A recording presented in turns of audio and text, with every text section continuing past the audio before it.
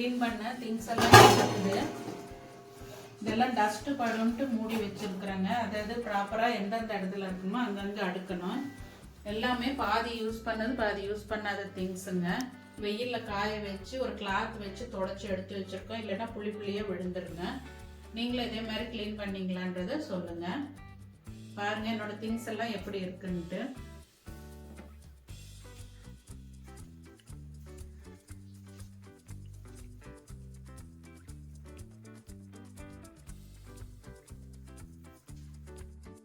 பாருங்க கிச்சன் இது பொங்கலுக்கு க்ளீன் பண்ணுறதுக்கு எல்லாம் ரேக்கில் இருக்க கபோர்டில் இருக்கிறது எல்லாம் எடுத்தாச்சு.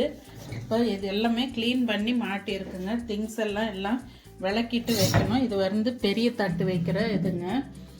இது பார்த்திங்கன்னா ஆயில் பாட்டில் அந்த மாதிரி வைக்குது. ஆனால் நான் இதில் கரண்டி வகைகள் தான் வைப்பேன்.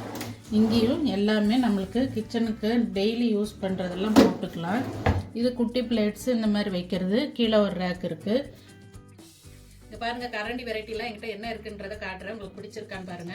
இது வந்து வடை எடுக்கிறது உங்களுக்கே தெரியும். இதெல்லாம் என்னுடைய ரெகுலர் யூஸ்க்கு இருக்கிற கரண்டிங்க. இந்த மாதிரி சின்ன சின்ன கரண்டிலாம் பார்த்தீங்கன்னா நான் கன்னியாகுமரி டூர் போனப்போ 10 ரூபாய்க்கு வாங்கினதுங்க. இப்போ இல்லைங்க, இது ஒரு 5-6 வருஷம் இருக்கும். இது எல்லாமே மாடலாக இருக்குது பாருங்க. எனக்கு ரொம்ப பிடிச்சி கரண்டினா ரொம்ப பிடிக்குங்க. அதனால வாங்கினது. இது பாருங்க இந்த மாதிரி ஒரு எடுக்கிற மாதிரி ஒரு இது எல்லாமே வித்தியாசமாக இருக்குது பாருங்கள். இந்த கரண்டி எனக்கு ரொம்ப பிடிச்ச கரண்டிங்க. நல்ல வெயிட்டாகவும் இருக்குது எல்லா கரண்டியுமே. அதே மாதிரி இந்த ஸ்பூன்ஸ் எல்லாம் பார்த்தீங்கன்னா ஊறுகாயில் நம்ம லென்த்தானது போடுறதுக்கு இது கொஞ்சம் சௌரியமாக இருக்கும். இந்த ஜல்லி கரண்டிலே சின்ன சின்னதுங்க. இது ஸ்பூன் பாருங்கள். கொஞ்சம் குழந்தைங்களுக்கு ஊட்டணும் செய்யணும். இந்த மாதிரி கொஞ்சம் எடுத்துக்கலாம், கலக்கிறதுக்கு செரலாக்குக்கலாம்.